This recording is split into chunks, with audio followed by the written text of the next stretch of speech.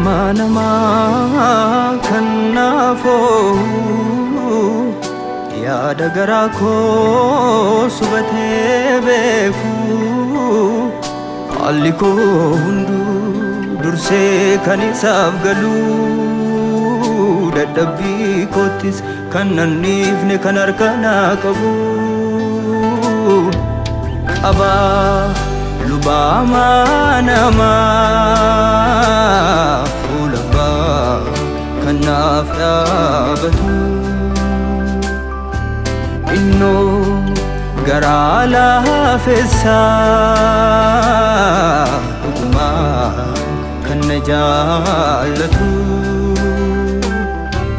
qabaa Lubamaa namaa fuula abbaa kan naaf dhaabatu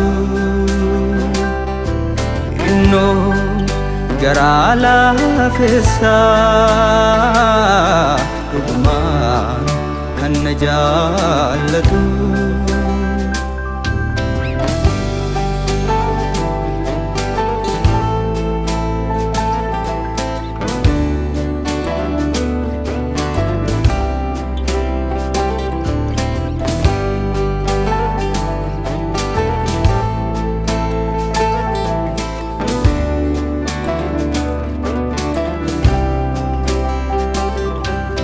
dadhabbiin kongalaa fi wantan keessa darbuu guyyaa guyyaan qorumsaaf muddama koo naafu baataa nattiin qabuun qubaa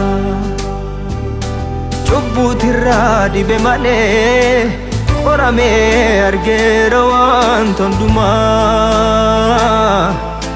humna naaf kenna malee darbatee nangatu luba garaa naaf laafuun qabaa dadhabbiin kongalaa fi wantan keessa darbuu guyyaa guyyaan qorumsaaf muddama koo naafu baataa nattiin qabuun qubaa cubbuutirraa dhibe malee qoramee argeera waan hundumaa humna naaf kenna malee darbatee nangatu luba garaa naa laafuun qabaa Lubamaa namaa kan naafoo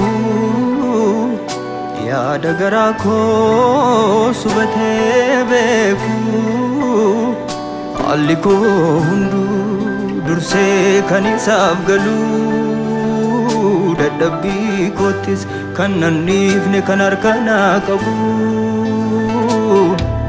qabaa Lubamaa namaa fuula abbaa kan naaf dhaabatu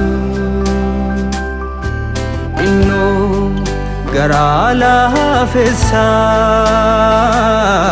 dhugumaa kan na jaallatu qabaa Lubamaa namaa fuula abbaa kan naaf dhaabatu innoo garaa laafessaa dhugumaa kan na jaallatu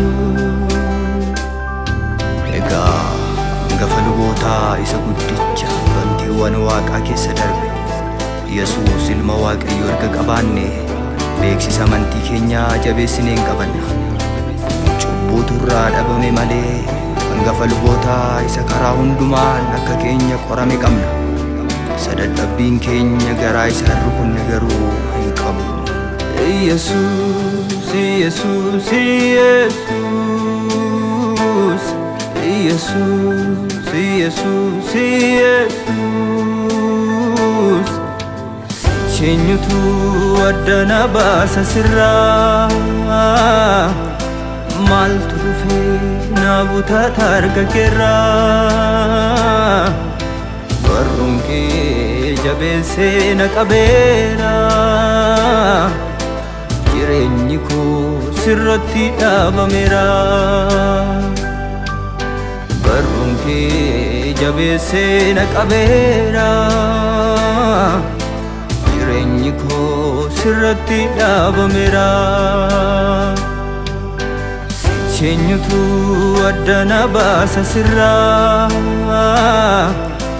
Maaltu dhufee na butaata harka keerraa. Barruun kee jabeessee na qabeera. Jireenyi koo sirratti dhaabameera. Barruun kee jabeessee na qabeera. Jireenyi koo sirratti dhaabameera.